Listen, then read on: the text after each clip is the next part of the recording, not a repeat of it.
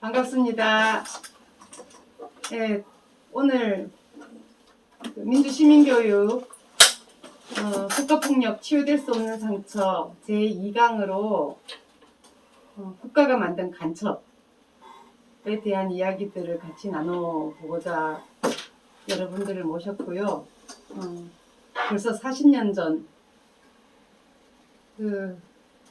인혁당이라고 하면 다들 이름은 뉴스에서 들어봤을 정도는 되는 그런 유명한 사건이었죠. 정식 명칭은 인혁당 재건이 사건. 하지만 1975년에 대법원 판결이 나기도 전에 사실은 사형 준비를 미리 하고 판결 나자 몇 시간 안에 8명을 사형 집행을 했던, 그래서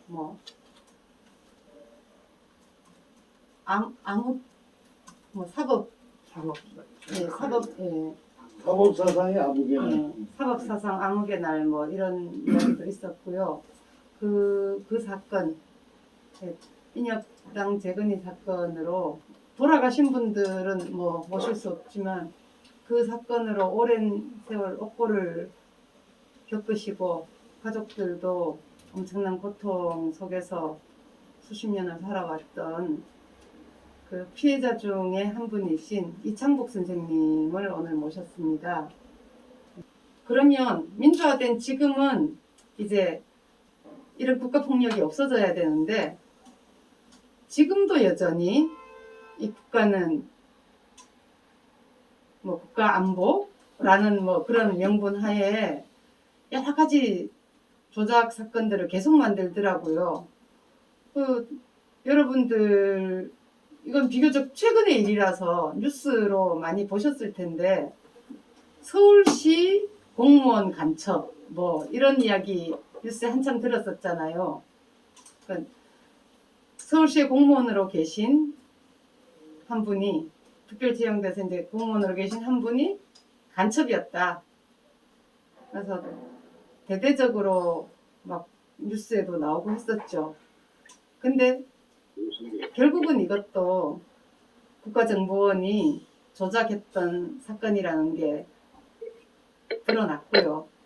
심지어는 지금 그 조작했던 사람들, 국정원 직원들이 그걸로 재판도 받고 있는 걸로 아는데, 정작 그 사건의 진짜 피해자, 그 간첩으로 몰렸던 유성 씨는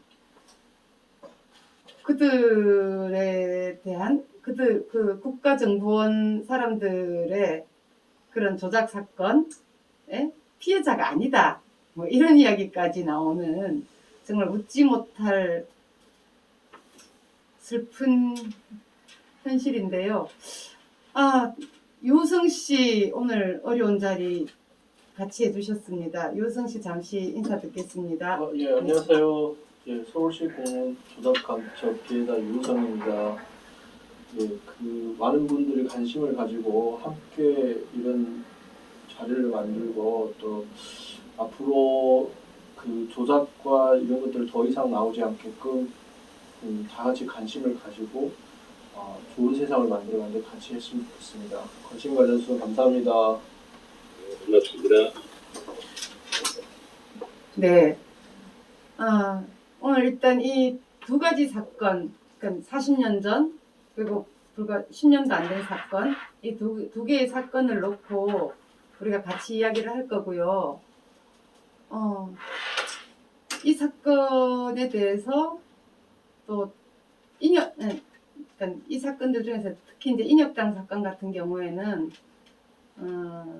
사구 인혁재단이라는 재단을 만들어서 그 피해자들을 돕기도 하고 또 이런 사건들이 더 일어나지 않게 재발 방지를 위해서 열심히 노력하는 분들이 계신 이제 단체가 있는데요. 그 단체에서 이제 사료실장님으로 계신 이창훈 선생님을 모시고 인혁당 사건에 대해서도 같이 좀 이야기를 들어볼 예정입니다. 이창훈 실장님 인사 잠깐 해주시죠. 네. 저는 인혁당 그 선생님들이 이제 2005년, 6년, 7년 거치면서 무죄를 받게 되신 국가 배상금을 받으셨고 그 배상금의 일부를 저희 재단에 출연을 해서 저희 재단이 만들어졌는데 거기에 그 사교실장으로 일하고 있는 이창훈이라고 합니다. 반갑습니다. 고맙습니다. 예, 그러면 먼저 인혁당 사건에 대해서 간략하게 이창훈 실장님이 먼저 얘기를 좀 해주실까요? 예, 오늘 우리 함께 하신 우리 이창복 선생님은 서울대 철학과 나오신 엘리트십니다. 그런데 그만 74년에 박정희의 마수에 걸려서 무기징역형을 받고 7년간의 옥살이 끝에 82년에 추록하신 그런 선생님이시고요. 그 한때는 학원 강사를 하시면서 그동안 못다운 인생에서 그것들을 이제 좀 보상받을 수 있는 학원 강사로 좀 잘 나가시던 그런 선생님이셨는데요. 근데 최근에 다시 또 그 74년과 같은 고통의 나날을 보내고 계십니다. 2008년에 이제 선생님한테 이제 국가가 무죄를 곧 법원이 무죄를 내렸고 그리고 1년 뒤에 이제 국가로부터 이제 배상 받는 이제 그 재판이 진행됐는데 1심에서는 뭐 만족할 수는 없지만 그래도 뭐 사형수들의 더불어가는 그런 이제 그 판결 금액이 나와서 일단은 이제 1심에서 끝날 수도 있었는데 이제 1심 판결이 나온 게 이명박 정권이었습니다. 그 앞에 그 사형수 8분에 대한 판결은 1심에서 노무현 정부에서 항소를 하지 않아서 1심에서 끝나면서 바로 1년 뒤에 이렇게 배상을 받으셨는데 우리 선생님들은 2008년에 무죄 판결을 받고 그 다음에 이명박 정부에서 항소를 하시는 바람에 2심과 그리고 2010년까지 11년까지 대법원 판결까지 가는 그런 이제 과정을 겪으셨고 그 마지막 대법원 판결에서 국가는 특정할 수 없는 시기에 벌어진 과거 사건에 대해서 이자까지 배상할 책임이 없다. 이제 이런 황당한 판결을 법원이 내리는 바람에 일부 받았던 2심 끝나고 받았던 일부 배상금에서 상당 부분을 국가에 다시 돌려줘야 되는 그런 이제 처지에 지금 계시고 그 일부 받았던 배상금으로 시골에 이제 노년을 보낼 함께 고생해 오셨던 사모님과 오늘 사모님도 같이 나왔으면 더 좋았을 거라고 생각했는데 사모님과 그 노년을 보내기 위해서 조그만 집을 지으신 게 있습니다. 그걸 지금 국가가 빼앗아 가겠다고 지금도 계속 압박을 가하고 있는데요. 오늘 행사 제목처럼 국가폭력은 치유될 수 없는 상처고 그 상처의 주인공이 바로 우리 이창복 선생님이시고요. 인혁당 사건은 아까 우리 차준원 이사님께서도 잠깐 말씀하셨다시피 64년도에 1차 인혁당 사건이 있었고 그 다음에 74년도 10년 뒤에 2차 인혁당 사건이 벌어집니다.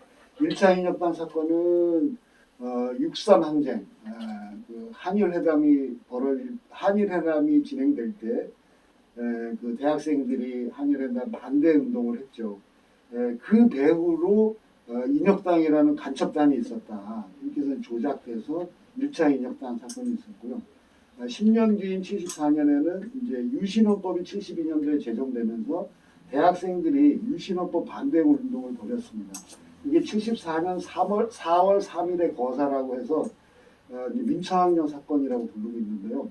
그 사건에 또 공산당이라는 인혁당이라는 공산 집단이 배후 조정을 했다. 이렇게 해서 이제 인혁당 재건이 사건을 만들게 됩니다. 그렇게 해서 이제 2차례 있었던 사건이었고요. 우리 인혁당 선생님들 같은 경우에는 그 해방 이후에 그러니까 30년대 20년대 후반에서 1930년대 중반까지 그 사이에 일제 강점기 시대에 태어나서 해방 시기 후에 해방이 된 줄 알았더니 미국이라는 외세가 들어오면서 다시 우리나라가 분단되고 전쟁까지 민족 상잔의 비극, 한국 전쟁까지 치르는 그 시기에 성장하신 분들입니다. 그러니까 누구보다도 더 그 한국사의 아픔을 잘 알고 계셨던 분들이었고요. 그리고 이제 그 60년대 이제 고등학교에서 대학교 들어가던 시기에는 이승만 10년 독재의 그 치졸함, 그 정말 그 뭐랄까요, 하여튼 그 가난한 사람들에게 가해지는 그 고통, 그리고 그 이승만 자유당 독재 세력에 그 분노할 수밖에 없는 각종 악패들, 적패들 이런 거를 또 청년기에 보셨고요. 그러다가 이제 4.19 시기에 이제 4월 혁명을 보시면서 아 이제 우리나라도 이제 좀 제대로 된 나라로 갈 모양이다. 이제 이런 그 뜻이 생각들을 가지셨고 그래서 뭐 저들은 인혁당이라는 불명의 집단으로 공산 집단으로 몰아서 조작을 했지만 그러나 이제 그 시기에 우리 그 인혁당 관련자 선생님들은 이후에 이제 우리 4.19 혁명 이후에 이 나라를 바로 이끌어갈 수 있는 방법이 무엇인가?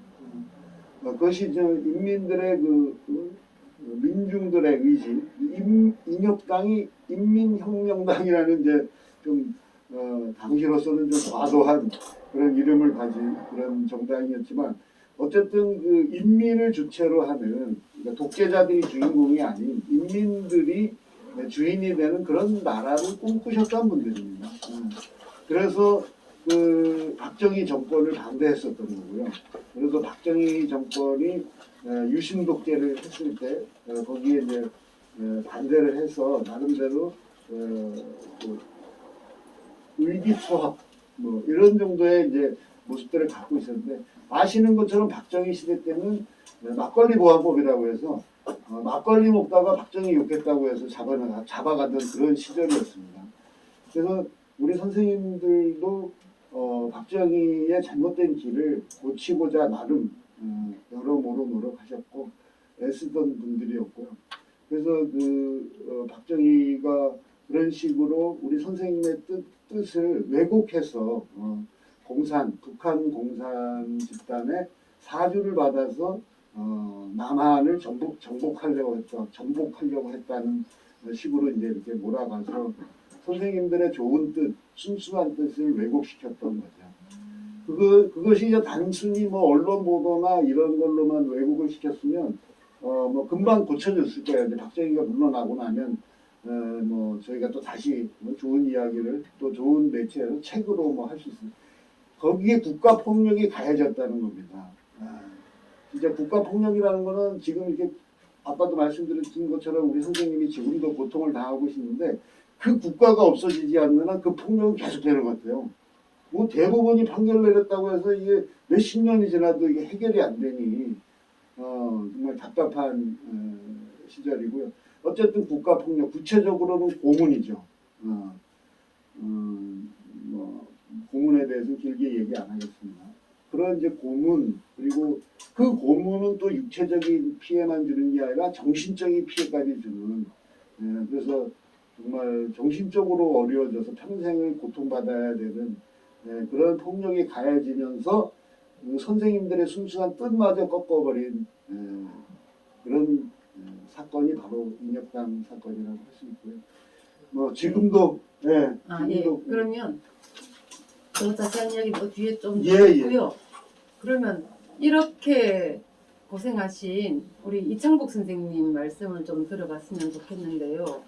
선생님 그 이제 인혁당으로 구속되시기 전에 이제 어떤 일을 하고 뭐 어떻게 사셨고 뭐 이런 것들이랑 그러다가 갑자기 인혁당으로 이제 빨갱이가 되고 간첩이 되면서 그 이후에 이렇게 망가진 선생님과 뭐 선생님은 징역을 사셨을 거고 그 선생님의 그 몸과 마음이 이제 상해지는 그런 과정들과 그리고 가족들의 그 힘들었던 삶을 사실 뭐 말 몇 마디로 표현할 수 없지만 그래도 모르는 사람들도 많으니까 선생님 정말 어떻게 사셨는지 좀 이렇게 간략하게 이야기를 좀 해주시면 좋겠습니다. 예, 정말로 제가 살아온 일생을 해보해 보면은 파란만장한 인생을 다 살았습니다.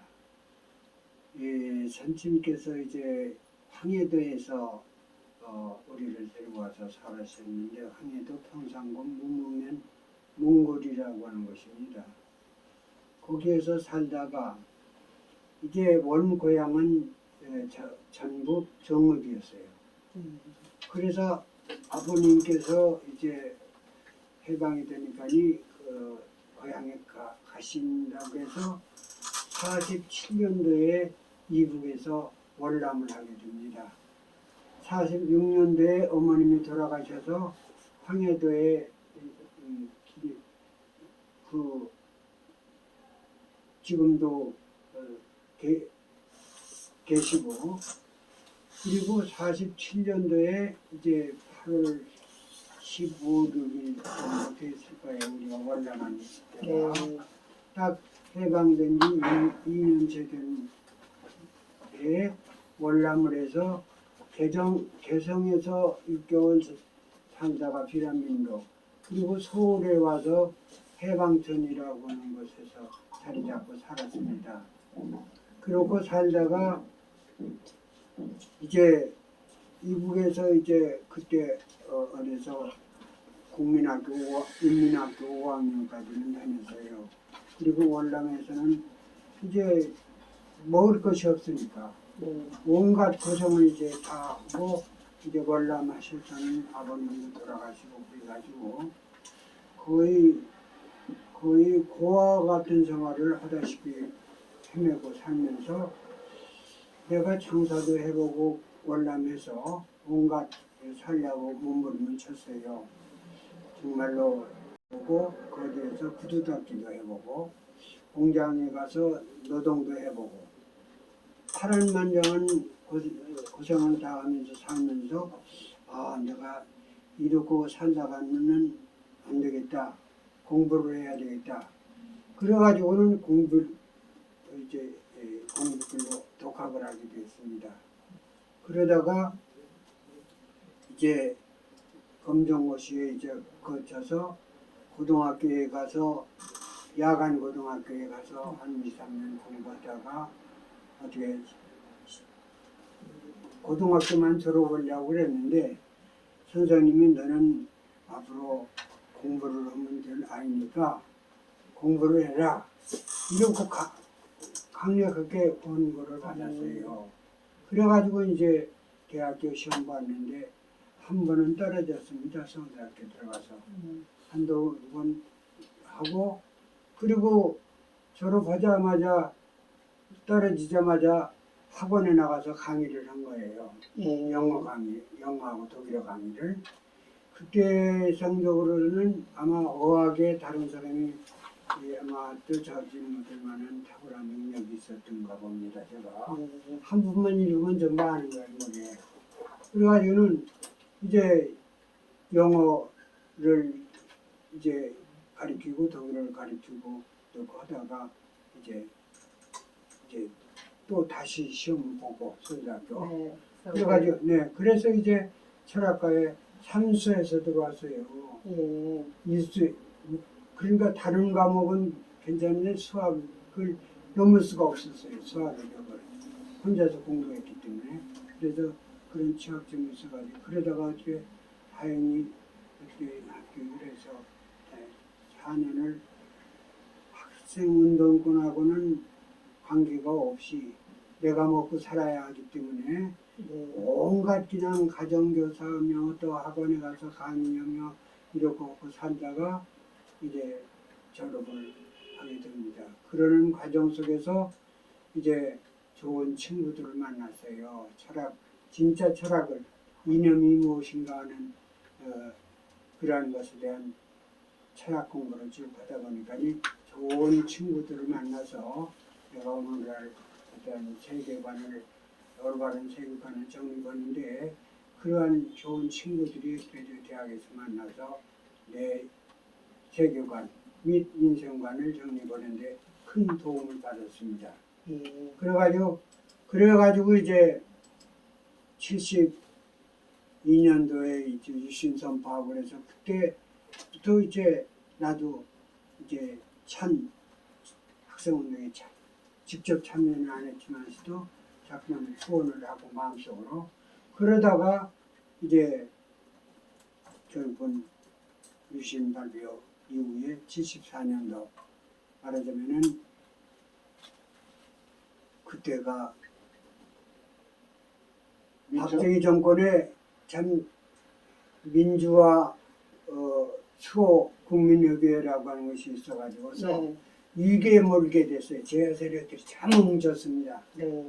그래서 이제 민청학년도 그렇고 김대중 납치 사건이라든가 시대적인 어려움이 이렇고 있고 하니까니 그러할 때에 이제 결국은 나도 개입하게 됐고 그때 당시에 나는 학교에서 고등학교에서도 교편 생활을 잡고 있고 또 한편으로는 동경대학에 끊임없이 여기 대학원 졸업하고 나서는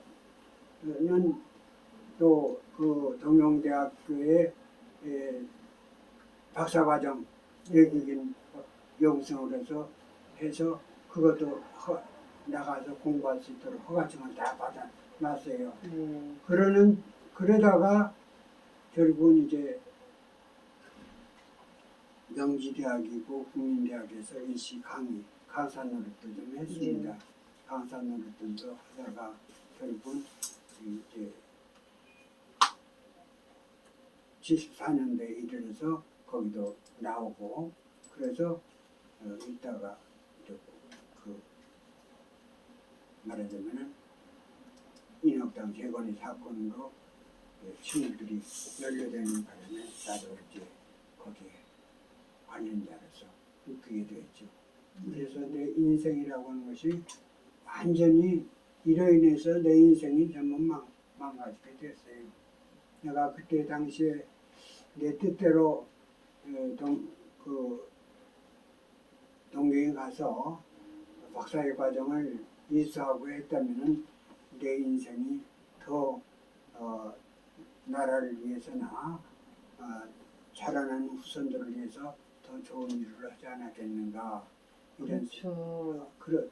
그러는 사이에 제가 그 사이에 그리고 연루돼서 고생을 아까 말씀드린 무감마장으로 고생을 하게 됐습니다.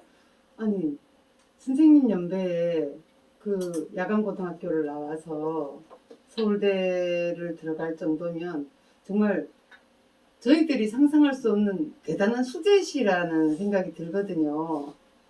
근데 그래서 진짜 대학을 가기도 전에 그 대학 시험 떨어지고도 학원에 강의를 하실 정도로 실력도 되시고 그런 분이었는데 만약에 인혁당 사건이 없었더라면 선생님은 뭐 우리나라 뭐 외교 쪽이든 아니면 뭐 어학 쪽이든 정말 그런 분야에서 대단히 큰 업적을 남기실 수도 있었을 텐데 뭐 이 인혁당 사건이라는 것이 그냥 한 인간으로서가 아니라 그냥 빨갱이 하나로 이렇게 사람을 축소시켜 버리고 사람으로서의 부시를 못하게 만든 거잖아요. 그렇습니다. 예. 네. 정말 그 세월을 어떻게 견디셨을지 저희들은 정말 상상이 안 되는데요. 그래서 참 옆에 이우성 씨도 곧 참 힘든 세월을 보내셨겠지만 저도 정말로 참 꿈이 쉬지 않고 끊임없이 뭐를 해서 또 내 자신도 발전시키고 또 이 나라의 후손들이 사는 길을 탄탄하게 만들어주겠다고 하는 그러한 그 참 정의로운 생각은 평상시에 늘상 가지고 살았습니다.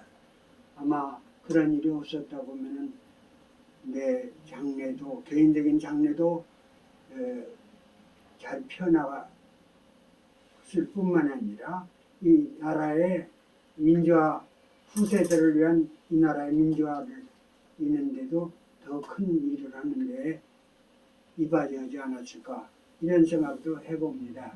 예. 근데 어쩌면 선생님이 그런 생각을 갖고 계셨기 때문에 국가로부터 탄압을 받지 않았을까요? 이 국가가 원하는 건 그냥 권력의 말을 잘 듣는 그런 사람을 원하는 것이지, 뭐 민족을 생각하고 후대를 생각하고 이들이 우리 사회가 더 민주화되어서 좋은 세상이 되기를 바라는 그런 사람을 원하는 것 같지 않더라고요. 그렇습니다. 네.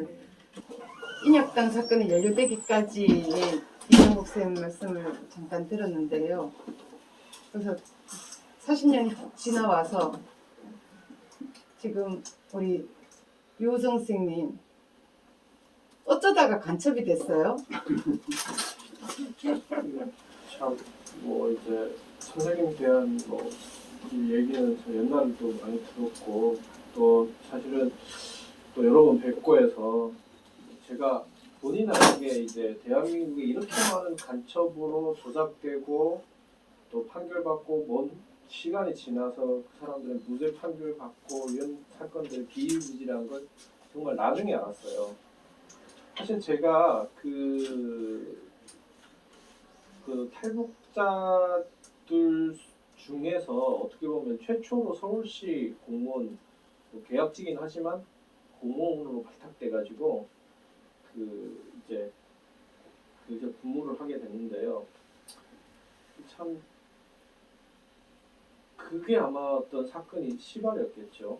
사실은 어떻게 보게 되면 선생님 얘기를 들으면서 어떻게 40년이란 세월이 지났는데도 그러한 수법이 하나도 바뀌지 않고 그대로 복사본들이 지금도 나오는 이 현실에 정말 개탄스럽지 않을 수가 없네요.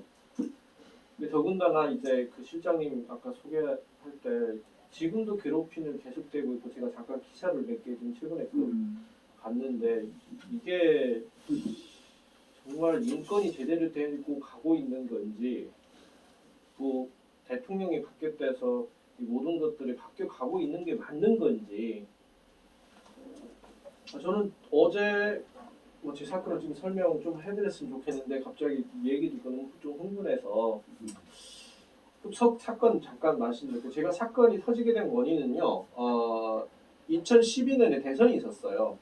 그때 네. 문재인 대통령이랑 박근혜 대통령이랑 뭐 이제 경선을 나와서 결국에는 이제 박근혜 대통령이 됐는데, 그때 당시에 국정원에서 댓글 조작이라는 걸 했었어요. 언론에서 굉장히 그것 때문에 많이 시끄러웠었거든요. 근데 얘네들이 국정원에서 막 이제 언론으로부터 막 공격당하고 그러니까 갑자기 서울시에, 그러니까 대한민국의 제일 중요한 수도인 서울시에서 간첩이 나왔다는 언론을 터뜨려지고, 정말 그때 당시에 그 서울시에 간첩이 나왔다는 걸 이래가지고 국정원 댓글 사건이나 이런 것들이 쏙 들어갔어요.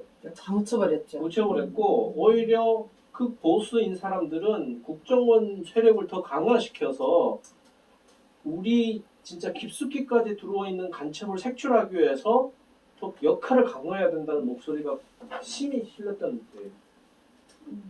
그래서 저는 정말 아무것도 모르고 결국에는 국정원으로 갔고, 참 조사 방법도 다양하더라고요. 아마 제 생각에는 선생님께서 조사를 받았던 그때 시기랑 지금 때리지만 않는다 뿐이고, 때리는 것보다 더 힘든 정신적 고통을 기술적으로 아주 잘 줍니다. 지금은 잠도 안 재우고, 기술적으로 가족들을 개발하겠죠. 가족들을 어떻게 이제 인지를 잡고 그 아주 그 연약하고 마음적으로 힘든 부분을 공격을 합니다.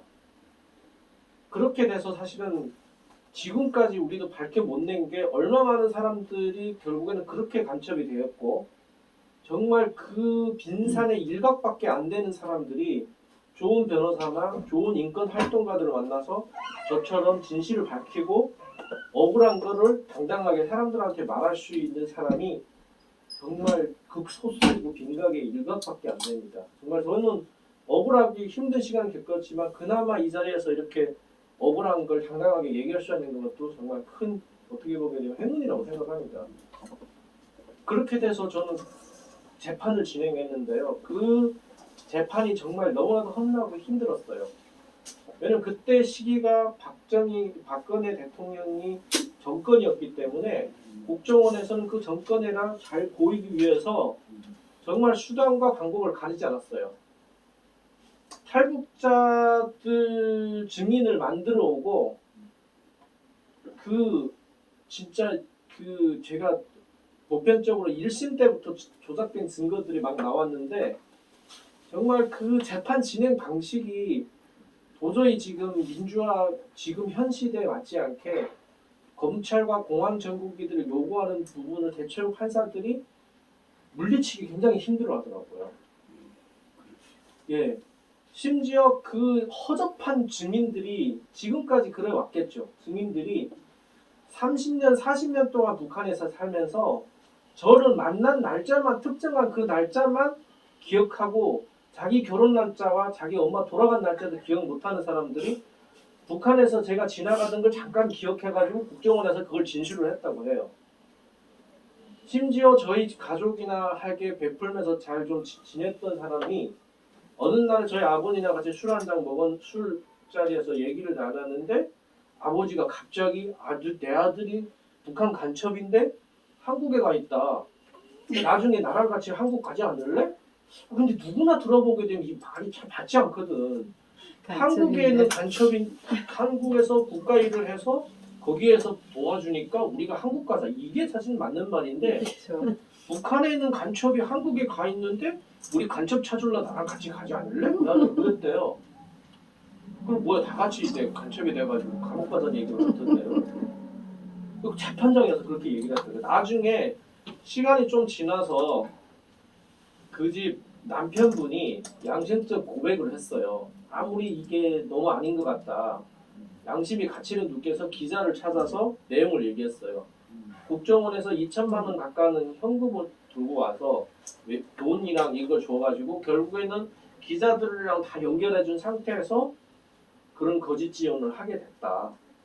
그래서 태어나서 그렇게 큰 돈을 처음 만져봐가지고 그 달러랑 하나랑 여러 가지 돈을 애가 하나 있었는데 그 애 앞에다 이렇게 펼쳐놓고 그래서 사진까지 찍었더라고요. 물론 그리고 저희 재판에 또 나왔던 증인은 뭐 마약 중독자가 있었어요. 근데 그 사람도 역시 거짓말을 하다 보니까 저희 훌륭하신 변호사님들 덕분에 정말 몇 마디 안에서 그런 것들이 다 들킨 거예요. 오죽한 판사님이 다 제재할 정도로 그렇게 이상한 사람들. 그러나 그게 결국 제 재판에서만 그렇게 했겠냐? 저는 그렇게 생각하지 않습니다. 선생님이나 또 당했던 그 많은 분들이 지금까지 그렇게 얼마나 허접하게 재판을 진행해왔고 그렇게 했기 때문에 그런 것들이 판사들이 다 들어주고 믿어주고 그런 것들이 다 역사에서 눈 감아졌기 때문에 오늘날에 와서도 계속 만들어지는 겁니다. 이 사건에 있어서 국정원의 그 극소수의 사람들이 처벌을 받았어요. 그리고 지금도 처벌을 받고 있어요. 다른 사건 같아서는 아주 신속하게 검찰에서 잘 일을 진행합니다. 근데 유독 물론 선생님 사건뿐만 아니라 여러 사건들이 많았지만 가해자들은 처벌을 받지는 않았어요. 가해자들이 세월이 지나서 사람들이 분노가 또 그때 이 기억들이 이미 새로운 이슈에 다 덮여져 가지고 잘 기억을 못하니까 그 사람들은 그 자리에서 물러서서 그동안 쌓아놓은 그 많은 부를 가지고 호의호식하고 살고 있는 게 현실이에요. 심지어 어떤 사람들은 지금도 공직에서 아주 잘 나가고 있습니다. 그게 말이 안 되거든요. 정말 어렵게 그 사람 제 사건에만 있어서는 증거 조작이 너무 명확하게 밝혀졌고 또 그 대상들이 너무 명확하기 때문에 정말 검찰에서 뭐 어떻게 보게 되면 다 들어보이는 사실을 그나마 국민들에게 조금이나가 간지러운 부분을 처벌하려고 지금 이런 형태를 조금 진행하고 있는데 그거마저 쉽지 않습니다. 서울시 공무원 자체 사건이 2012년도에 시작을 해가지고 지금은 2021년도예요. 근데 그때 피해자들을 지금 조사를 받고 있고 지금 가서 재판을 받고 있는 거예요. 충분히 그때 시기에 조사를 하고 피해자들을 조사를 하고 진행을 했어야 되는 문제들인데 그분들이 많아진 죄값들 중에는 이미 공소시효가 끝났어요. 그렇죠. 공소시효가 끝났고 심지어 어떤 거는 증거들이 너무 오래돼가지고 쓸 수가 없고 그렇게 탈탈탈 털지도 않고 뭐 남아있는 한두 개 건으로 지금 기소돼 있는데 그마저도 처벌하기 쉽지 않고 무죄를 주장하고 있는 상태입니다. 그래서 제가 어제 좀 한강 재판에서 좀 많이 흥분해가지고 다행히 이제 우리 이사장님도 오시고 여러분들 기자들도 좀 와서 방청을 했는데 제일 큰 문제는 이러한 문제들이 사회에 잘 공론화가 안 돼 있고 잘 알려지지 않은 부분들이 제일 큰 겁니다. 그리고 관심이 없어요. 네. 당해본 사람들만이 당해본 가족만이 그 심정을 아잖아요. 그러나 사실은 어떻게 보게 되면 지금 우리 대한민국에 현존하고 있는 진짜 아주 무서운 족쇄가 있어요. 국가보안법. 그것도 아직도 폐지 안 되고 있고 정권이 바뀌어서 뭐예요? 국회의원이 180석이 넘어서 뭐하냐고요. 그러게요. 그거 하나 못하고 있습니다. 못하는 게 아니라 할 의지가 없는 거죠. 안 하고 있다고 저는 네. 표현하고 싶습니다. 제가 질문을 한 세 가지를 드리려고 예. 하는데요. 아주 근데 좋습니다. 우리 유우성 쌤께서는 2004년도에 이미 입국하셨었잖아요. 네, 2004년. 네, 그런데 이제 말씀하신 것처럼 이제 대통령 선거를 앞두고 2012년도 그러니까 뭐 한 8년 후에 뭐 몰랐을 리가 없는데 8년 후에 이제 필요에 의해서 우리 이제 선생님을 이제 간첩 혐의로 이제 조작을 하게 되는데 제가 이제 질문 하나가 정말 혈육 지정, 혈육의 정을 이제 이용해서 하려고 하는 건데 그 친동생 유가려 여동생을 이제 국정원에 데려다가 6개월 동안 감금하고 신문하면서 면회도 뭐 불허하고 이렇게 하면서 네, 맞습니다. 예, 남한 정착을 해주겠다 뭐 이런 또 효요도 하고 협박도 하고 이러면서 이제 오빠의 간첩 행위의 증거를 찾으려고 이렇게 조작 동원을 했잖아요. 그 부분에 대해서 조금 말씀을 한번 해주시면 어떨까요? 네, 그거는 재판이 이제 시작하기 전엔 사실 사건이 좀 오래됐고 뭐 혹시 모르시는 분들이 있어서 제가 보충 설명하면 제가 처음에 이제 대학교를 한국에 와서 졸업해서 꼭 서울시 갈 생각은 없었어요. 솔직히 그때는 다른 이제 회사 갈 수도 있었는데 교수님들하고 상담을 하다 보니까 그래도 탈북자 중에서 최초로 공직에 가는 것에 대해서는 굉장히 영광스러운 일이고 앞으로 통일한 데 있어서도 일꾼으로 충분히 할 수 있다. 그래서 사실은 큰 꿈을 부풀러서 서울시에 가게 된 겁니다. 그런데 제가 서울시에 들어가서 한 3개월 정도 지났을 때요. 국정원에서 저한테 연락이 온 겁니다. 대북 파트에서. 그 대북 파트에서 근무하시는 분이라면서 소개하면서 저한테 연락이 왔더라고요. 그분이 저한테 제의한 거는 뭐 이제 저를 보고 이제 그 대북 활동과 관련돼 가지고 국정원을 좀 도와줄 수 없겠냐. 이제 내가 탈북자 모임이나 이런 데서 뭐 그 리더로이셨기 때문에 또 여러 가지 저희가 또 국정원에 도움을 줄 수가 있다고 생각해서 그렇게 찾아왔더라고요. 근데 저는 그때 거부를 했어요. 왜냐면 제 자체가 안정된 직장에서 일을 하고 제가 어떻게 북한에서 뭐 어떤 자료를 갖다 줄 수가 없어요. 솔직히 말씀드리면. 그런데 그걸 2번, 3번을 제의했는데 계속 거부를 하니까 그분이 저한테 한 제의가 그거였어요. 그러면 안정적으로 일하고 그러니까 한국에서 이제 제가 이제 탈북자와 한국 사람들이 같이 있는 종교 모임에서 회장을 맡고 있었는데 거기에서 국정원을 도울 수 있는 사람들을 좀 색출하고 그 사람들이 동향을 지켜봐가지고 주기적으로 좀 보고를 해달라는 건의를 받았어요. 그래서 결국에는 그것까지 제가 거절할 수가 없어서 어떻게 보게 되면 그분들이 대답을 응을 해서 그분들을 만난 거예요. 주기적으로. 한 2년 가까이 관리를 받았죠. 2년? 2년 안 되게.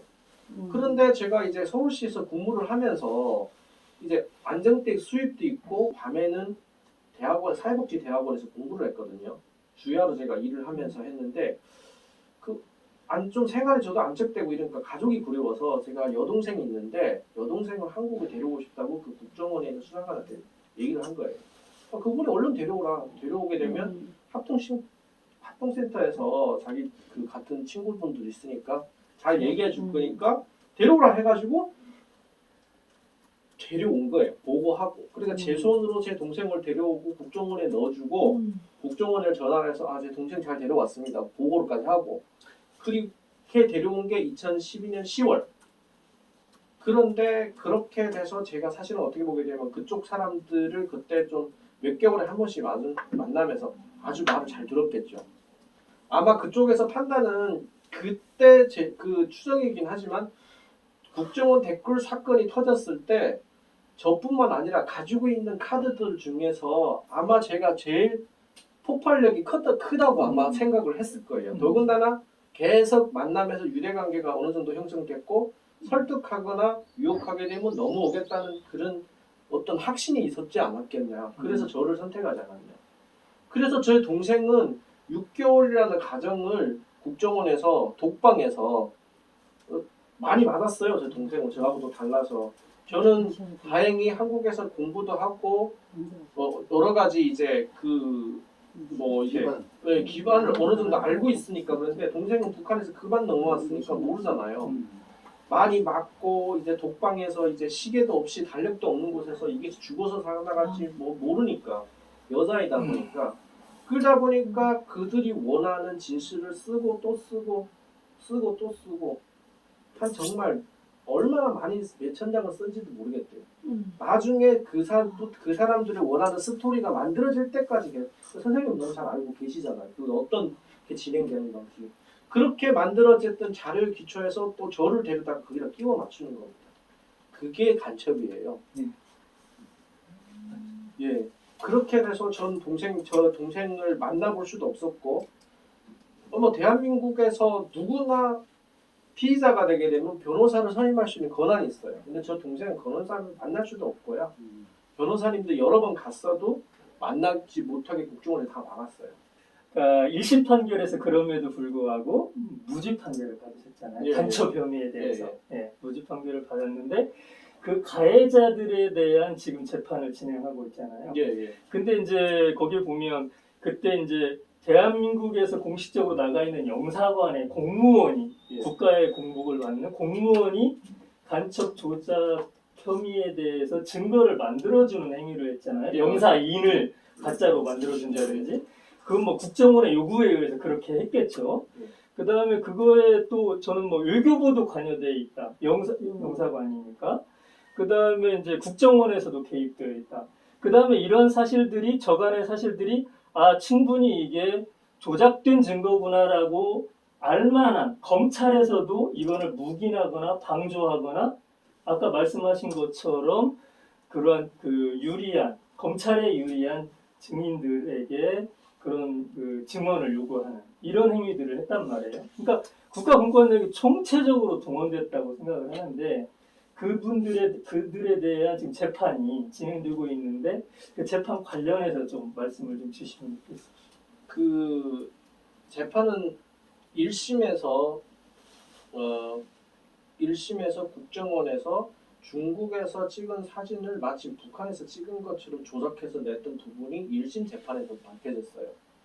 그걸 외에 증인들이 이제 진술이나 이런 것들이 정확하지 않고 그 어떤 외부적인 압력 위에서 그 진술들이 오염됐다는 부분들도 밝혀져서 결국엔 사실은 1심부터 조작된 부분이 밝혀졌는데 그때 당시는 이제 박근혜 대통령 정부였고 언론들이 그런 부분들을 제대로 보도해주는 언론이 몇 개 없었어요. 사실은 뭐 뉴스타파라든가 시사인이라든가 이렇게 그 소스 언론들밖에 없었어요.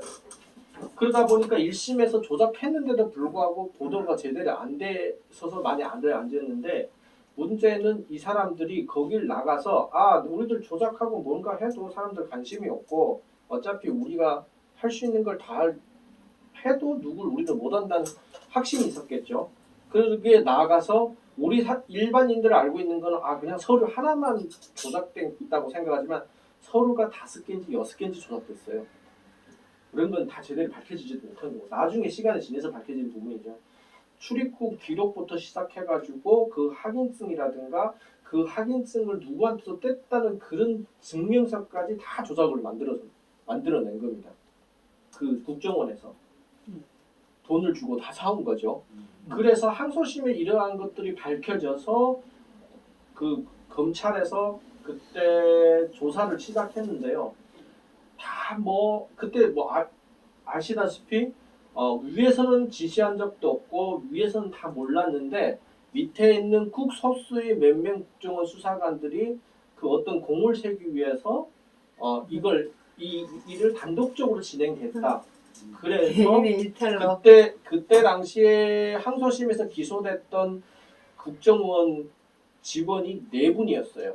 4명이었어요. 제 기억에는 이제 영사관의 도장을 몰래 가져다가 찍었다고 하는데 내가 몰래 가져다 찍었는지는 잘 모르겠지만 그 국정원 직원이랑 그리고 이제 자살 시도를 했다는 국정원 수사관이 한 명 있어요. 그런데 그 수사관이 자살 시도를 하면서 연탄불을 피웠는데 다른 건 다 기억하는데 유성 씨가 관련된 건 일체 기억을 못 한대요. 네, 그분이랑 그렇게 얘기했습니다. 예, 한 분은 이 사건을 전반적으로 책임졌던 팀장님이 한 분 계세요.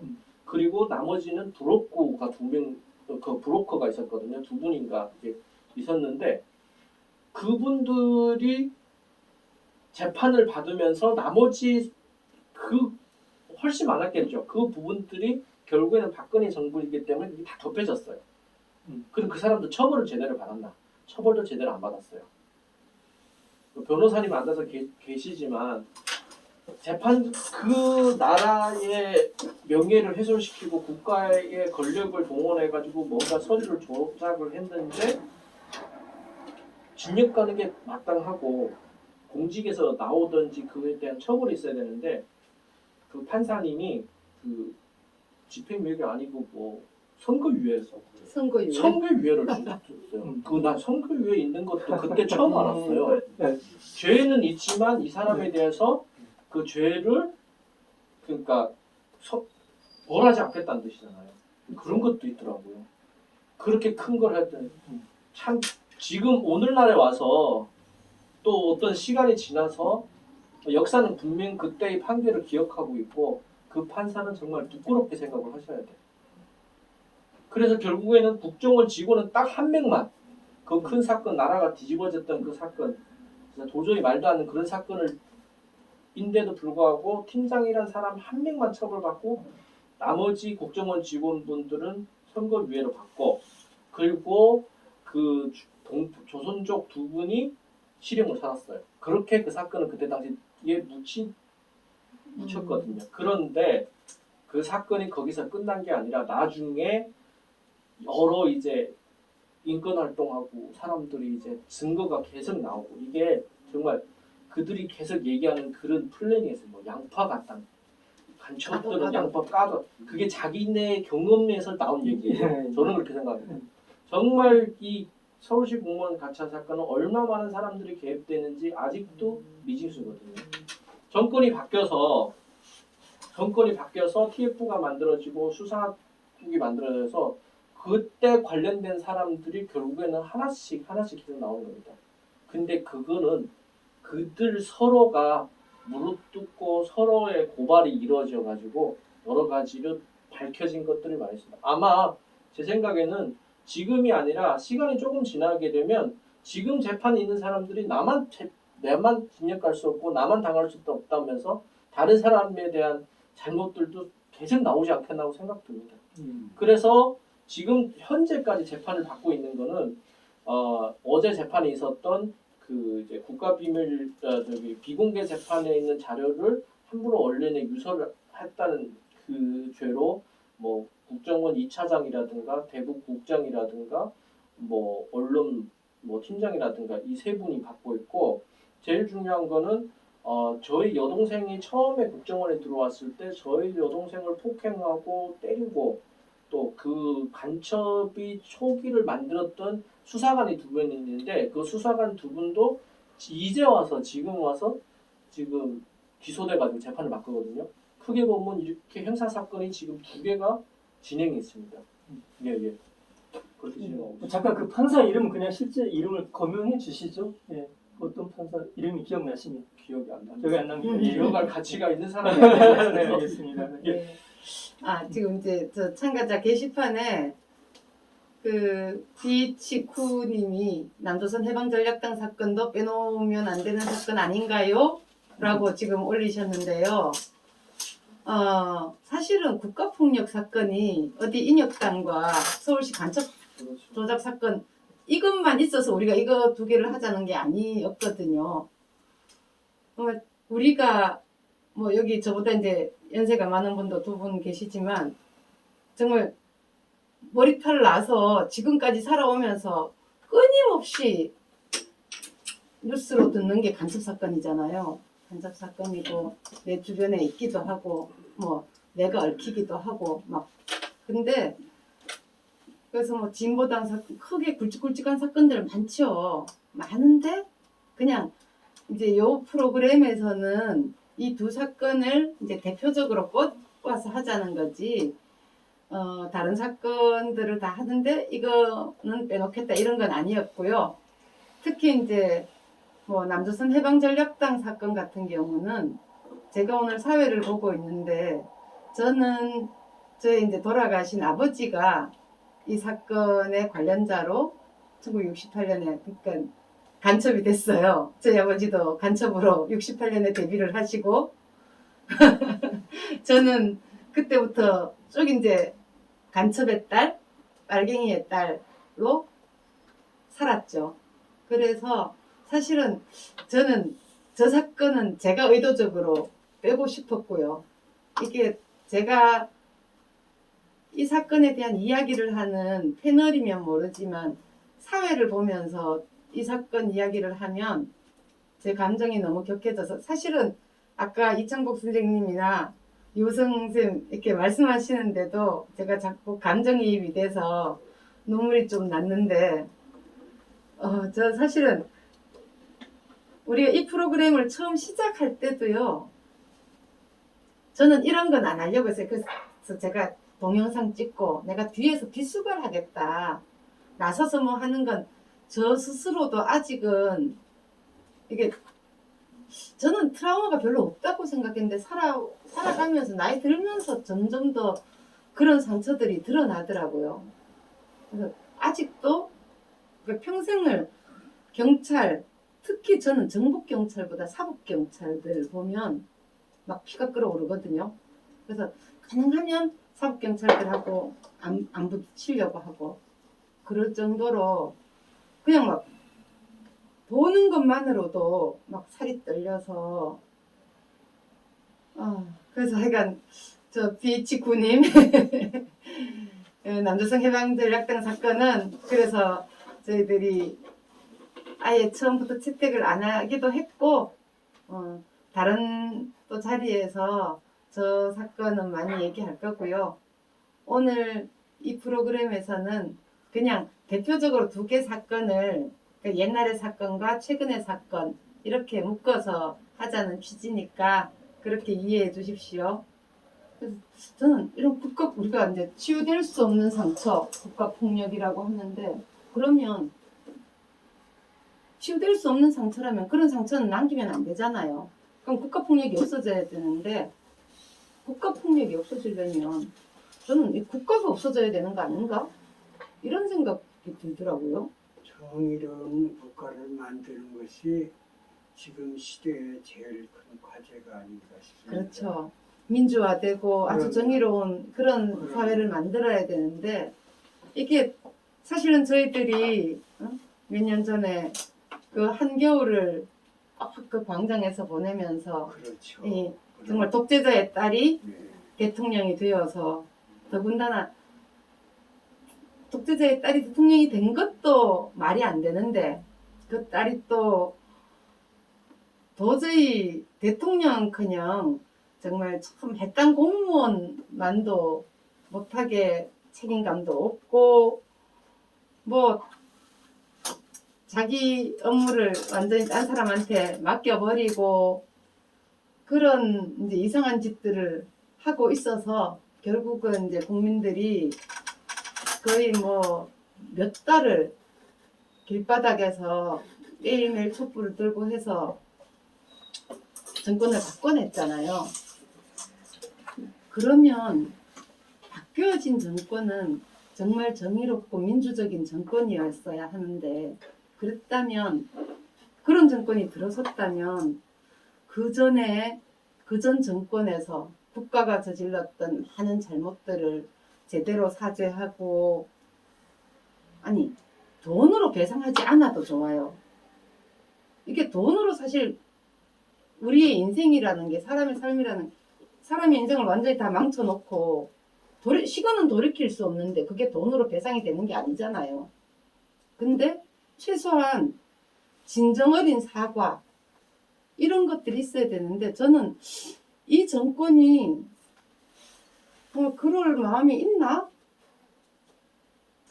정말 그런 정권이 되려고 노력은 하나? 이런 의문도 사실 좀 들더라고요. 그러니까 지금 이렇게 그렇게 바뀐 정권에서 지금 유호성 선생님 그 가해자들 재판 아직 그렇게 솜방망이 처벌하듯이 그렇게 되고 있잖아요.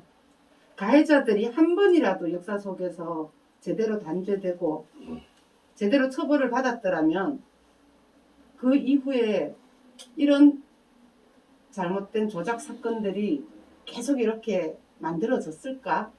저는 그런 생각이 들거든요.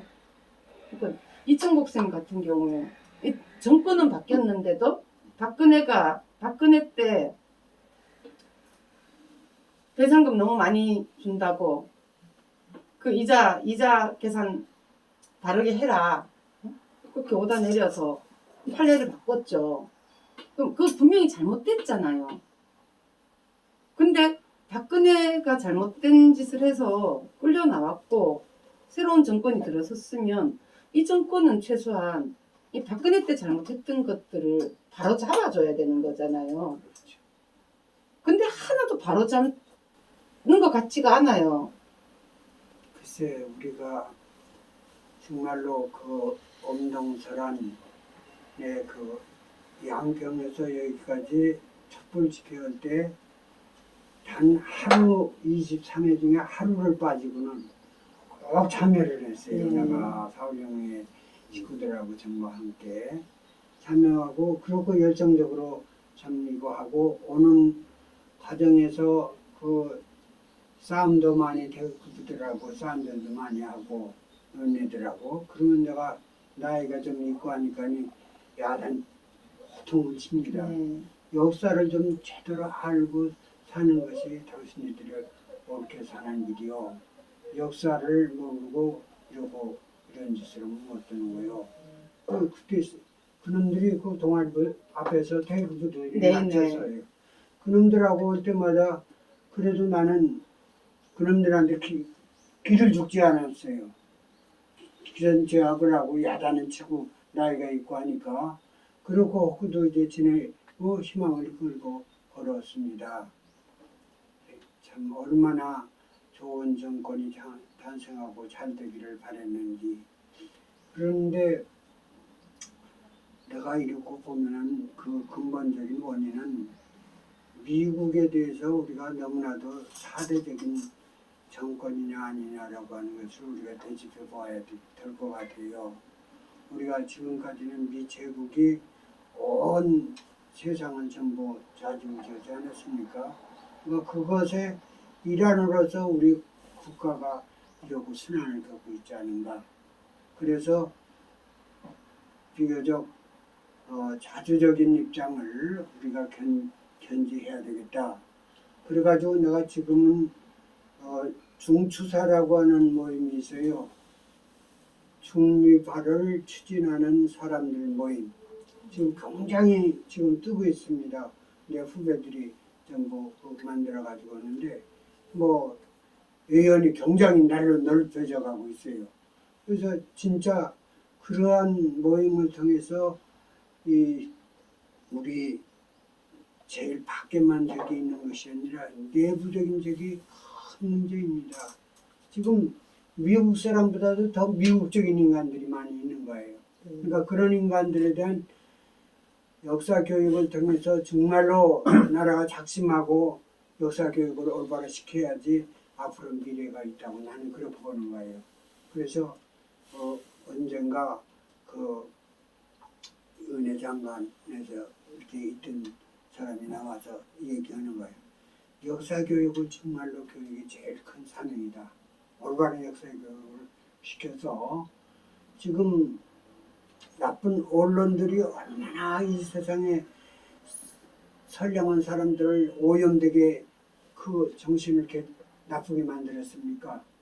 그러니까 그러한 개혁운동을 시작을 해서 우리가 비교적 자주 할 수 있는 나라 문제는 우리 스스로가 결정해 나갈 수 있는 식물 역량을 길렀을 때만이 나라다운 나라가 만들어지지 않겠는가. 네. 정의를 우리가 뭉쳐야 됩니다. 그리고 하도 더러운 세상에 살다 보니까 과거에 정말로 민주화운동에 했던 사람이 변절을 하는 사람을 볼 때는 내가 너무나도 가슴이 아픕니다. 제일 가슴 아픈 것이 같이 민주화운동 했던 사람들이 어떻게 저렇게 변질을 할까? 변절을 할까? 사람은 한 번 살다 가더라도 그래도 정의롭고 옳게 살다 가는 것이 사람들의 이치가 아닌가. 네. 이런 생각을 하고 살고 있습니다. 고맙습니다. 선생님 그렇게 고생을 하셨으면서도 그래도 이 정말 후세대를 위해서 좋은 세상을 만들기 위해서 네, 그런 마음을 그럼요. 지금 계속 갖고 계신 것에 대해서 너무 감사하고요. 여기 선생님 앞에 이 책이 하나 있습니다. 네, 나는 노란 꽃들을 모릅니다. 이송우 시집인데요. 이 이송우라는 시인은 이창복 선생님의 아들입니다. 예, 아드님이 책을 쓰셨는데요. 시를 쓰셨는데요. 제가 이 시집을 선전하려는 건 아니고, 저도 빨갱이의 딸로 이제 58년을 살았는데, 아니, 한 55년, 53년쯤 살았죠. 무죄 판결을 받은 지가 이제 그쯤 되니까. 저는 선생님, 이 가족들, 그러니까 아들, 딸, 이런 자식들과 사모님과, 그래서 이분들이 선생님 징역 가시고 얼마나 힘들었는지, 그리고 그 얘기 좀 듣고 싶고요. 그리고 지금 또 그 재판 되고 있는, 그 경매되고 있는 그 부분도 뒤에 조금 더 얘기해 주시면 좋겠고요. 그러니까 우리 이것은 네, 그건 좀 이따가 드리면 될 것 같고요. 네. 네, 그렇습니다. 그동안에 우리 집사람이 살아온 인생은 요즘 말할 수 없이 오죽이나 핍박받고 내가 가 있는 동안에도 항상 형사들이 와서 자주 들어가고 그러면은 그냥 움츠려서 사는 것이죠. 그렇죠. 그래가지고 나중에는 그냥 연탄 피우고 우리 다 죽어버리자. 이 사람이 그러니까 지금 이 시를 쓰는 아들이 어머니 나 살려주세요. 살아서 아버지 살아나오는 것을 봐야 되지 않겠습니까? 그래가지고 어머니를 그냥 전부 연단불 펴놓고 가족께서 견디다 못해서 죽었다고 하는 것을 우리 큰아들이 그렇고 말려가지고는 사라진 게 아직도 있어요. 그러니까 그 밖에 살아온 애들을 위해서 뭔가 고생하면서 살아온 고생이라고 하면 이루 말할 수 없이 고생스럽습니다. 그래서 제가 지금 나와서 하는 일이 뭐냐면은 집에서 당신에게 빚진 일을 어떻게 내가 갚을까. 그래서 우리 집사람이 시키는 일은 무엇이든지 다 달아줍니다. 설거지도 해주고 집안 청소도 전부 하고, 그리고 우리 집사람이 착하기가 근본적으로 제가 그 양평에서는 처복이 있다고 유명해요. 예. 네. 우리 집사람이 그러고 잘하는 거예요, 나한테. 그러니까 우리 후배들이 와서 아이 부부간에 싸면서 죽겠다고 나한테 어떻게 오면 좋겠느냐고. 우리 집으로 한번 방문해 보라. 늘상 우리는 싸움이 하지 않으려고 부인을 위해서 노력도 하지 않고 자기만 그냥 부인한테 대우받고 살려고 그러냐고. 부인을 위할 줄 알아야지 부인도 당신을 위하지. 네. 그러면서 야단을 쳐가지고는 양평에서는 아주 공초가라고 유명합니다. 공초가라고 유명하고, 그리고 이제 동네에서도 참 우리가 화목하게 산다는 것을 온 동네 사람들이 전부 아는 거예요. 우리 동네 사람들은 저 집안은 웃음이 끊이지 않는 집안이다. 일평생 오직 지금 이런 나라에서 하는 짓거리 보면 이러고 수모를 겪고 살면서도 내가 나라 오락산이 봐가지고야 웃음이 나겠습니까? 그러나 그렇죠. 그걸 어렵고 내 여생만 남지 않았으니까 우리 둘이나마 이렇게 뻘뻘 살자 하니까니 이거 죽지 않고 지금 사는 거예요. 네. 내 친구들은 다 갔는데 나는 지금 오래 남아서 사는 거예요. 그것이 우리 집사를 위하는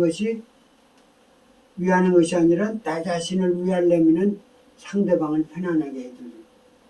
내가 성당에 나갔는데 성당에 사람들이 얼마나 사람들이 많이 따라요. 또 양평에 있는 인자운동 후배들이 참 지금도 그러고 따르고 삽니다.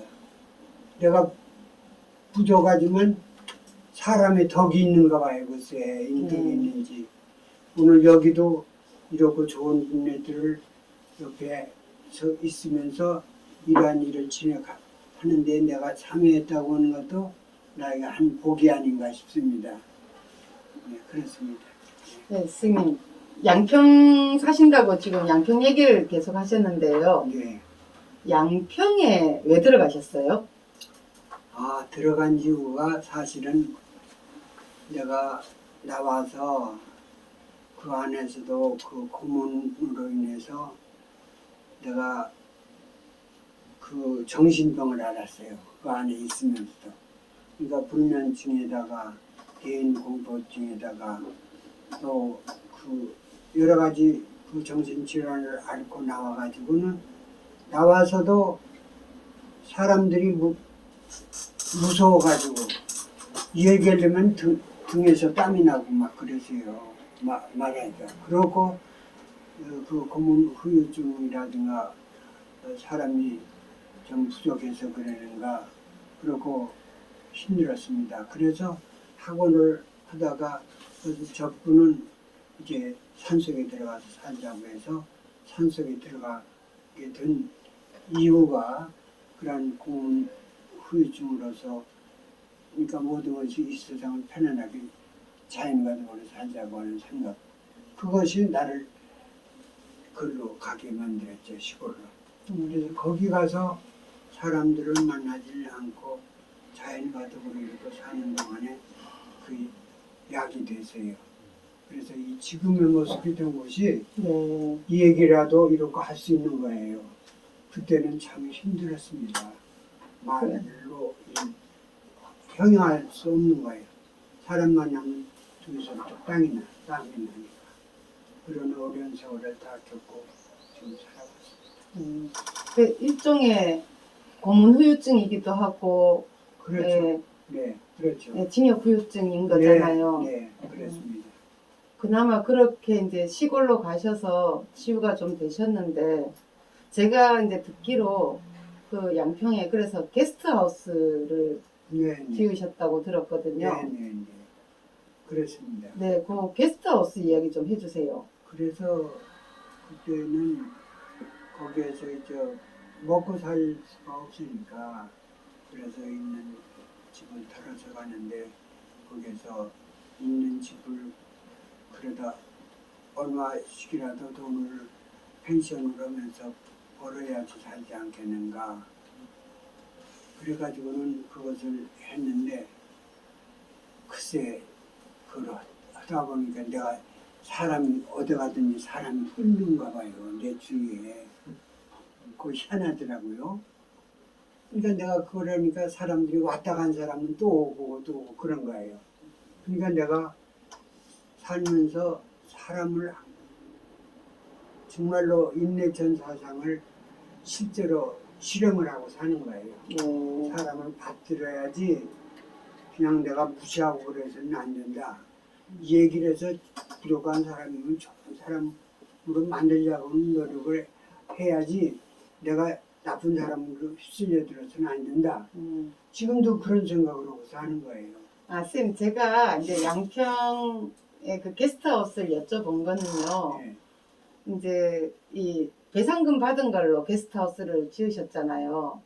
네. 네. 아니 그 전에 그 전에 지었는데, 네, 그 전에 근데 그 이제 좀 더 확대를 했고, 네. 근데 지금 그 배상금 돌려달라고 하면서 그 게스트하우스에 그 양평 집에 압류가 들어오지 않았나요? 그 집을 해서 그 집 팔고 일로 이제 이 문어리로 나왔죠. 아, 네. 그 집을 하고는 거리가 머니까 서울 다니니까. 아, 네. 그래서 문어리에 나와서 이제 집을 또 직접 지었습니다. 그러니까 이제 배상금 나온 걸로 이 집을 지으신 건가요? 일부가 들어갔죠. 그렇죠. 그전에 있는 집, 예, 팔고. 집 팔아가지고는 땅을 사고 예. 그리고 거기서도 여러 가지 또 일들이 있고 그래가지고 하여튼 운이 그렇게 돼가지고는 일로 나가게 됐어요. 그래서 그 판돈으로 땅을 사고 배상금 받은 걸로서 집을 짓고 해서 합작품입니다. 네. 들어가고 아니, 그래서, 그래서 이제 지금 그렇게 나와서 집을 짓고 사시는데, 이, 뭐, 대법 판결, 그러니까 판례를 이제 바꾸면서, 네. 예. 그래서 다시 돈 뱉어내라 한 거잖아요. 배상금 너무 많이 줬다. 네, 네. 그러니까 그 얘기를 좀 해주시면 좋을 것 같아서요. 그게 선생님뿐 아니라 여러분들이 지금 그렇죠. 걸려있는 사건이기도 하고, 네, 그래서 제가 볼 때는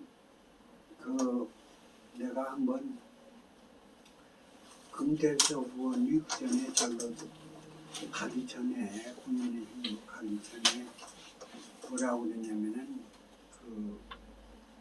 우리 문제에 대해서는 이야기를 좀 한다고 그래서 거기를 사무실에 갔습니다. 가서 뭐라고 그랬냐면은 글쎄 대한민국의 검찰은 뭐 하는 것인가? 검찰이라고 하는 것은 가치가 나는 이렇게 생각한다.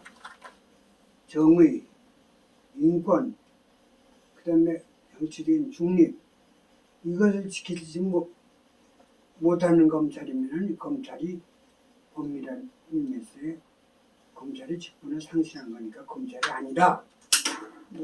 이런 검찰이 어떻게 있을 수 있느냐. 그래서 내가 김대수 의원한테 실에 가서 내가 얘기를 전부 했어요.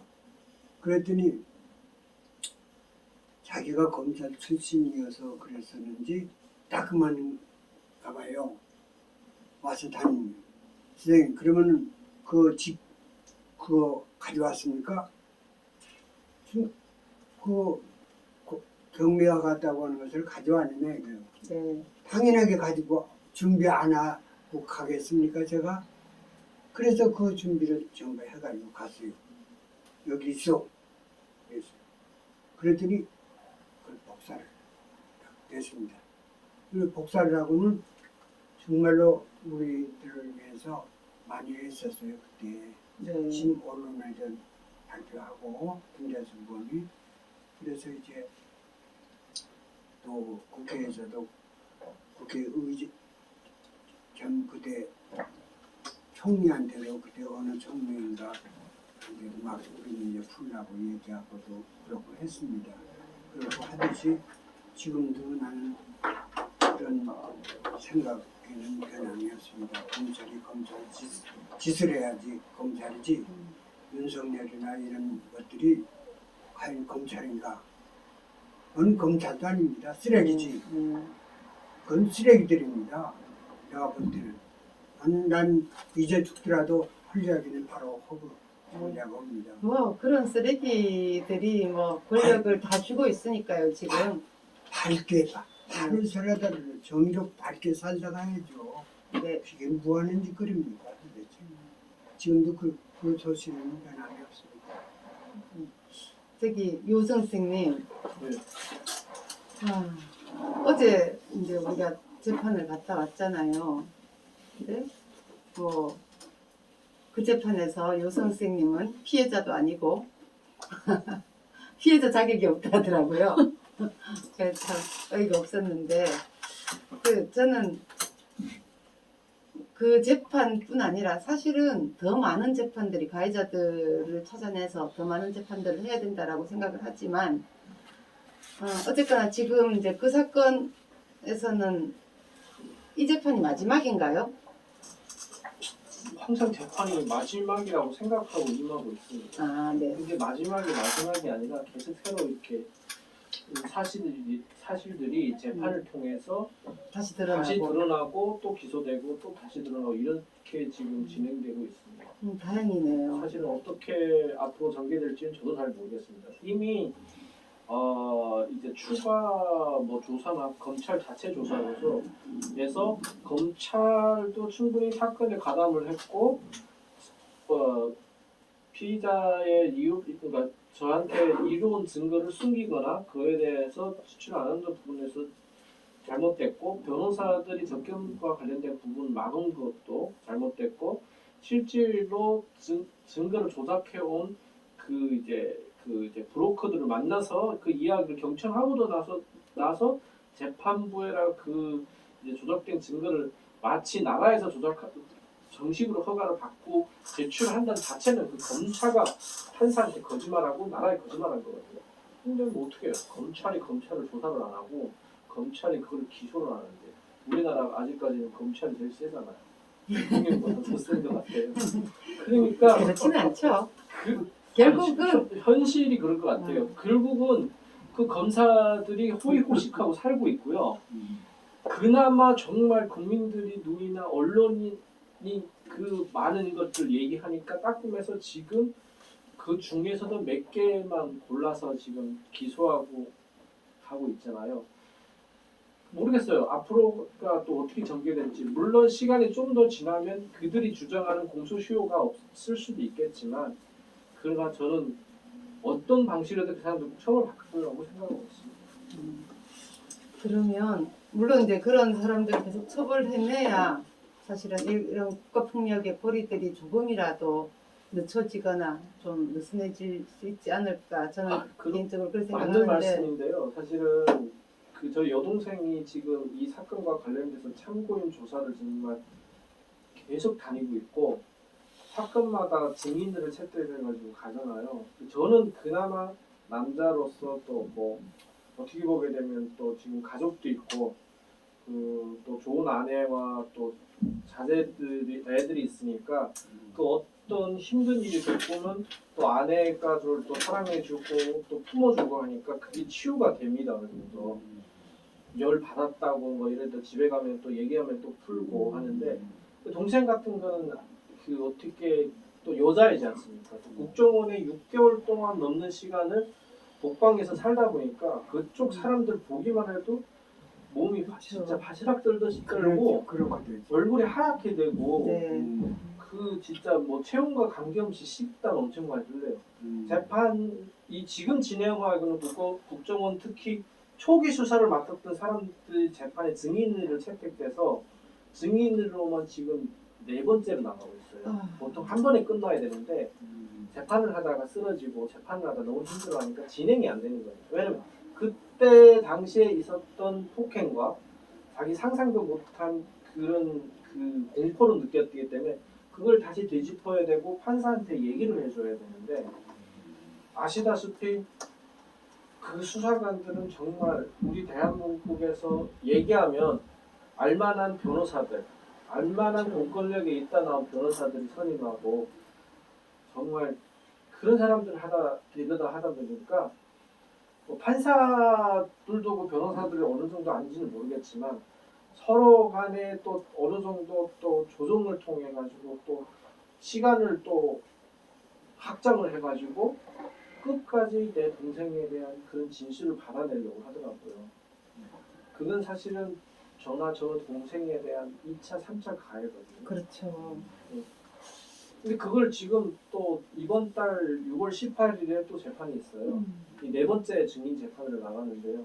한 번 증인 재판하면 짧아서 한 3시간, 4시간을 해야 되거든요. 근데 저는 이제 뭐 저는 어제 잠깐 뭐 최호변에서 뭐 겨우 뭐 피해자 그 권한 없이 가서 정말 최호변을 그렇죠. 5분 하는 것도 몸이 진짜 바시락 떨면서 손에 땀 쥐면서 했는데 그 장시간을 동생이 과연 앞으로 버텨낼 수 있을지.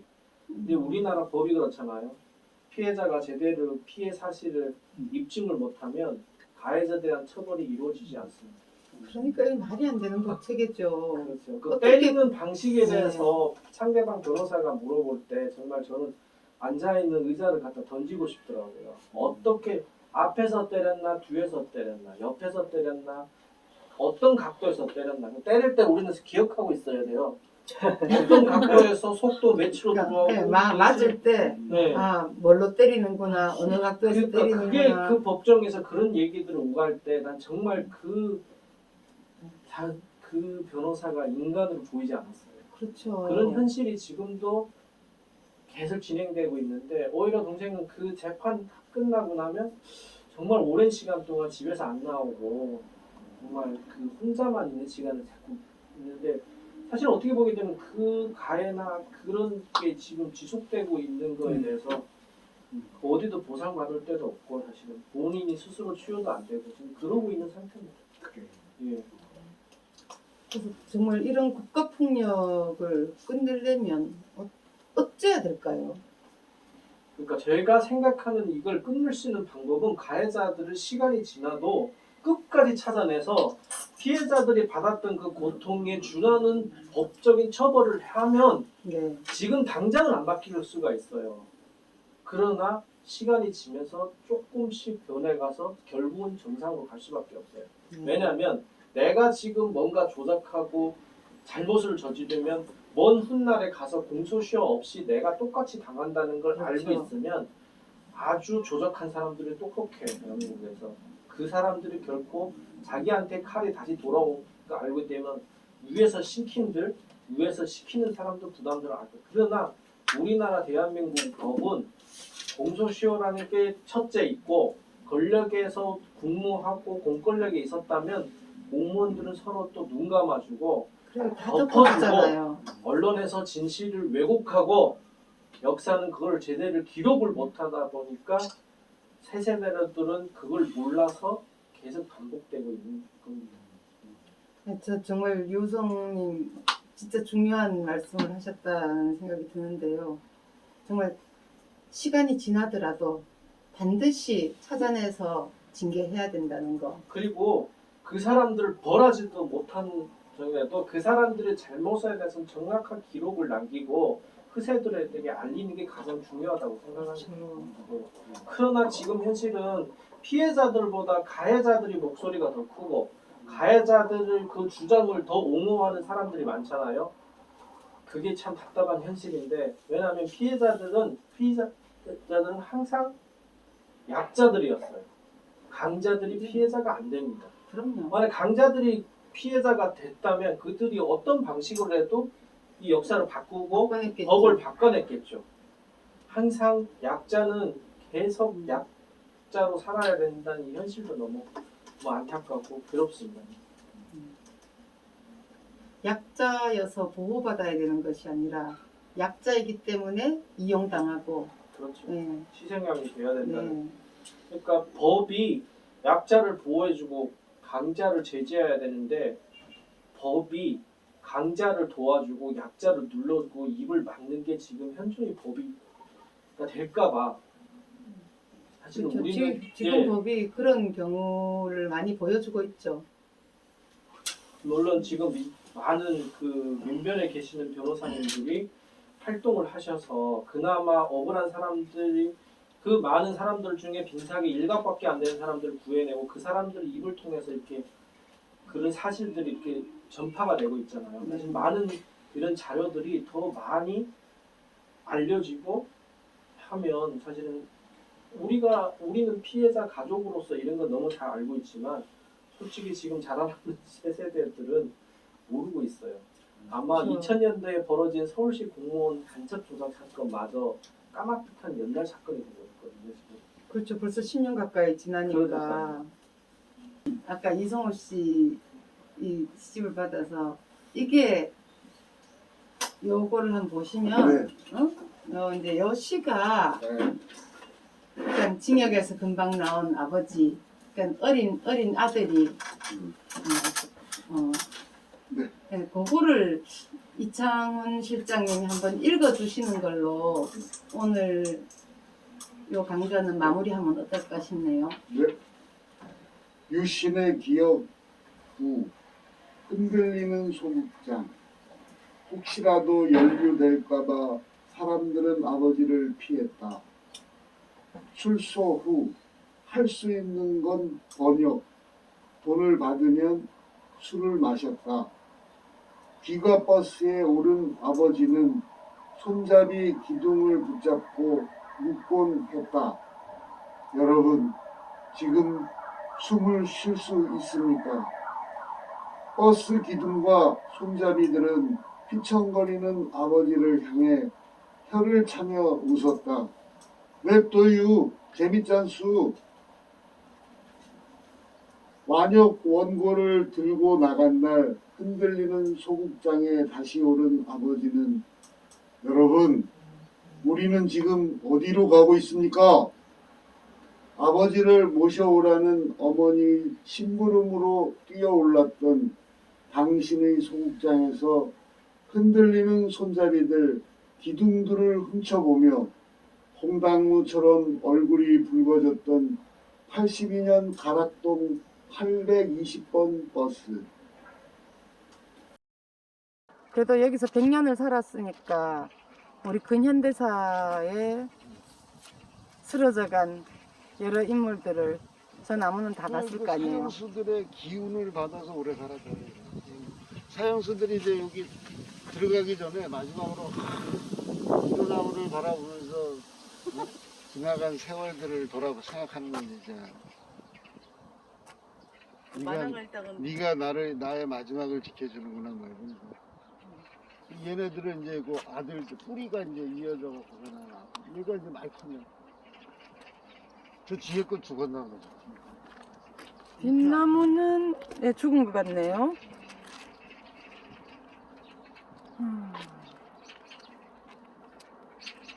네, 일단 우리가 이 서대문 형무소 사형장터에 왔는데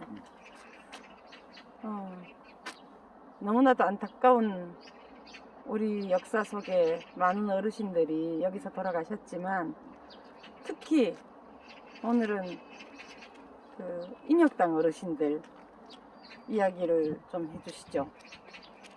74년 4월, 5월 달에 이제 인혁당 선생님들이 잡혀서 서울에 있는 분들은 이제 뭐 중앙정보부 가서 이제 고문당하시고 조사받으시고 대구의 분들은 일단 그 북부경찰서 남산 거기 대구 남산 그 분실에도 네. 끌려갔을 거야.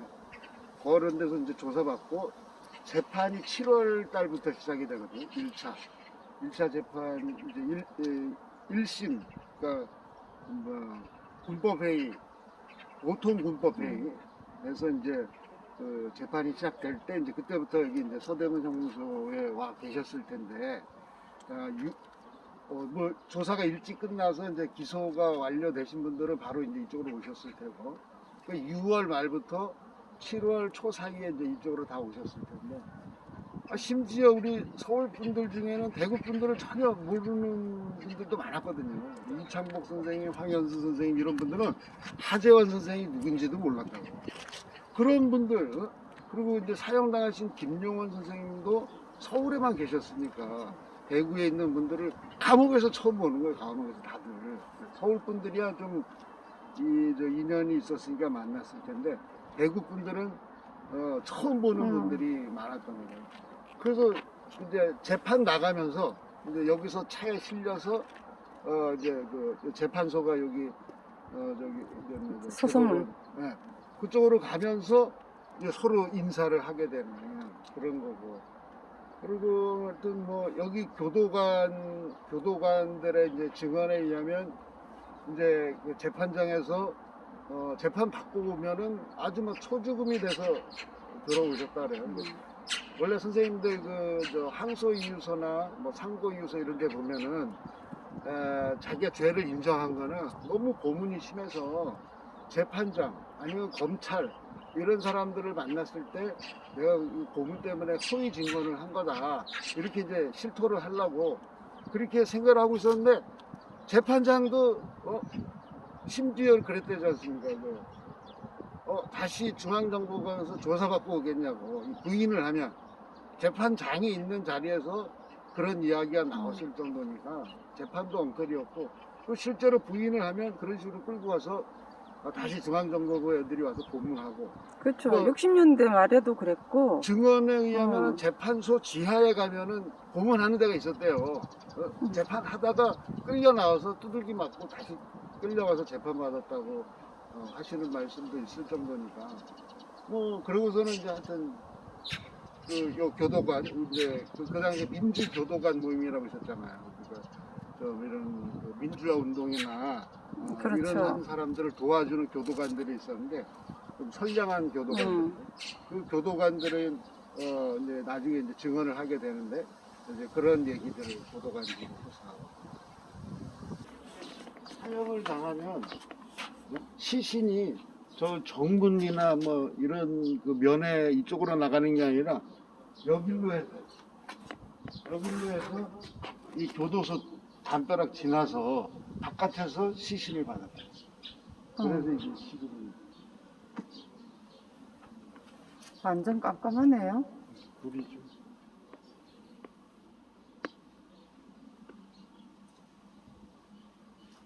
이건 더 끔찍해요. 이게 200m나 된다고? 원래 길이가 옛날엔 뒤에 무슨 건물이나 이런 게 없었어요. 그러니까 구타나 고문의 흔적이 많은 경우, 사형 사실이 알려져 사회적 문제가 생길 경우, 지금도 지금은 아니야. 우리 8, 90년대만 해도 노동열사들이나 실제로 경찰들이 공권력 투입해서 벽 뚫고 시신 탈취해가고 그랬잖아요.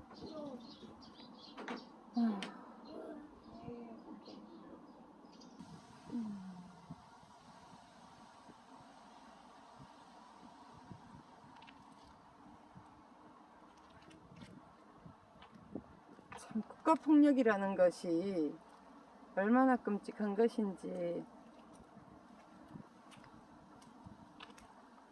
이게 옛날 그 서대문 형무소 일제시대부터 있다. 그렇죠. 지금은 많이 흘러내고. 여기가 지금 없는 거고. 그렇죠.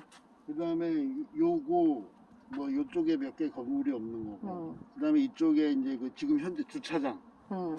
주차장으로 되어 있는 이 거기가 이제 작업장이었대는데 공사장, 응. 그게 또 없는 거고.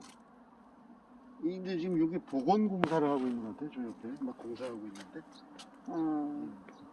여기가 이제 지금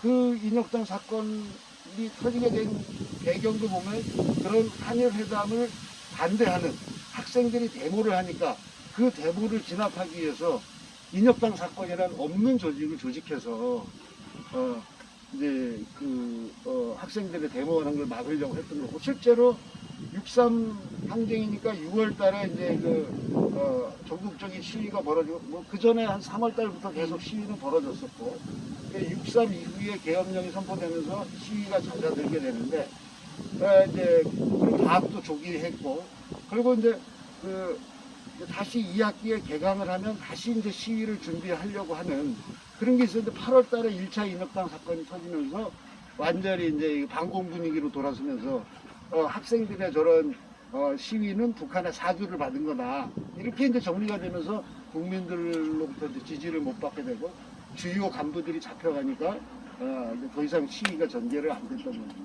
뭐 그 이후에도 한일회담 반대 시위가 체결되기 65년도에 체결되기 전까지 여러 차례 있었지만 결국은 한일 국교 정상화되고 일본으로부터 뭐 3억 불에 달하는 그 돈을 받았는데 그것도 엉터리 뭐 차관 뭐 이런 거 섞어갖고서 받은 거고, 그래서 지금도 우리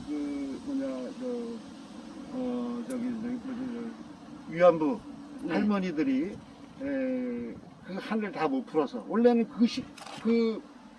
일제 36년에 배상을 했으면 그 한을 그때 풀었어야 되는데 그렇죠. 그 한을 못 풀어서, 그리고 미쓰비시 중공업에 가서 일했던 노동자들이 지금도 재판을 하고 있는 이런 상황이 계속 빚어지고 있는 거죠. 그렇게 해서 이제 인혁당 사건이 벌어졌는데, 그 인혁당 사건도 그 검사들이 중앙정보부에서 조작해서 기소를 했는데 검사들이 기소를 못한다고 해서 중간에 그렇죠. 사표 기소하는 내고, 검사들이 막 바뀌고 이런 일들이 생기고, 뭐 실제로 그때 당시 중앙정보였던 김형욱 이 친구가 이제 그 밑에 이제 있는 부하 보고 네가 사건을 제대로 못 만들어서 이 사태가 터졌다, 이렇게 이제 스스로의 자서전에 쓰는 뭐 그런 이제 그러니까 내부에서도 이게 제대로 일이 못했다는 지적이 나올 정도로 그렇게 이제 엉터리였고, 그리고 이제 2차 인혁당은 2차 인혁당도 1차 인혁당하고 비슷하게 터지죠. 예. 이제 박정희 정권이 이제 68년도에 3선 개헌을 통해서 71년도 선거에서 이제 3선 대통령이 되죠.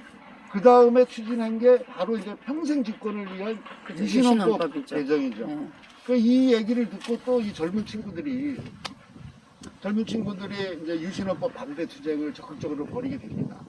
그러니까 유신헌법 반대 투쟁을 적극적으로 벌이는데, 이걸 진압할 목적으로 2차 인혁당, 정확한 명칭은 인혁당 재건의 사건, 64년도에 그 인혁당 사건을 다시 재건하려고 했다. 그래서 64년도 인혁당도 진실이었고 이때도 진실이다, 이렇게 이제 연결시키는 또 그런 것도 있죠. 그렇죠. 그렇게 해서 거꾸로 결국 검찰이 64년에 성공하지 못했던 인혁당 사건을 스스로 증명한 셈이 되는 그렇죠. 거예요.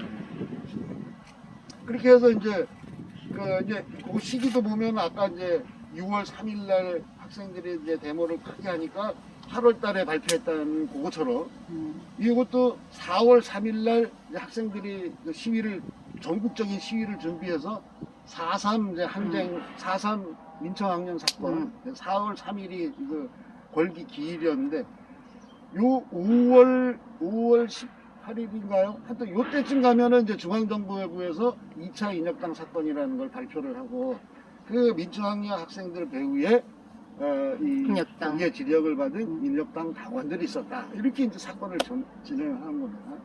여기서도 마찬가지로 민청학년 아까 그 사형장에서도 제가 잠깐 말씀드렸지만 인혁당 구성원이라고 잡혀온 사람들까지도 끼리 모르고 서로도 모르는 거고, 그 다음에 학생들도 이수병이 누군지, 여정남은 알았던 것 같습니다. 여정남은 그렇죠.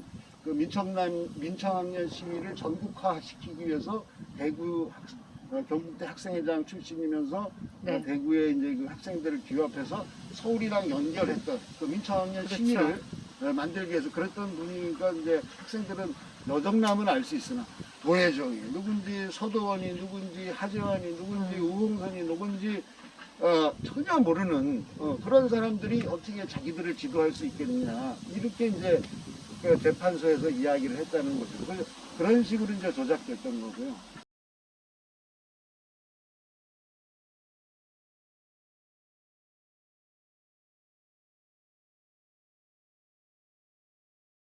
네, 유성님 오늘 여기 왜 오셨나요? 네, 오늘 그 국정원의 차장이라든가 부장이라든가 이런 사람들이 탈북 재판에 출연해 나왔던 탈북자의 진술을 일방적으로 언론에 공개를 함으로써 그 집 가족이나 이런 사람들이 더 곤란하게 만드는 사건을 때문에 왔습니다.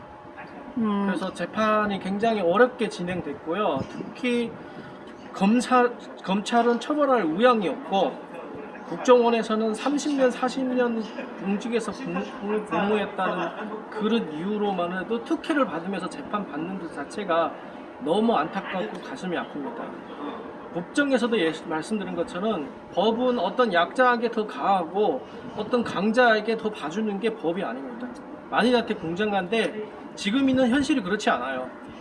그 어떤 정관이나 돈 많은 변호사를 선임하게 되면 재판을 아주 저렇게 편하게 받고 검사들도 처벌할 의향을 보이지 않습니다. 특히 판사는 더구나 판사는 이 사건에 있어서 피해자가 정확히 누군지도 잘 모르겠다는 식으로 얘기를 합니다. 정말 재판을 진행하면서 너무 힘들고 피해자로서 정말 그 재판을 그렇게 지휘하는 데서 참 유감스럽습니다. 그러게요. 아까 그 재판받은 그 사람들이 그 이제 유승님을 간첩으로 조작하는, 그거 주범들입니다. 그렇죠, 그 당사자들인데, 근데 유승님은 피해자가 아니시라면서요. 나를 간첩으로 만들려고 재판을 만들었던 사람들이 지금 처벌받고 있는데, 그 처벌받는 사람들이 대해서 피해자가 제가 아니고 그럼 누구 피해자인가요? 피해자 없는 그러니까요. 재판을 지금 하고 있다는 거예요. 아, 정말 뭐 7월 달에 뭐 판결이 선고 나오는데, 나온다는데 7월 달에 이제 판결이 나오는데 좀 많은 분들이 관심을 가지고 도대체 우리 대한민국 법정에서 어떻게 판결이 나오는지를 관심 가지고 같이 싸워줬으면 좋겠습니다.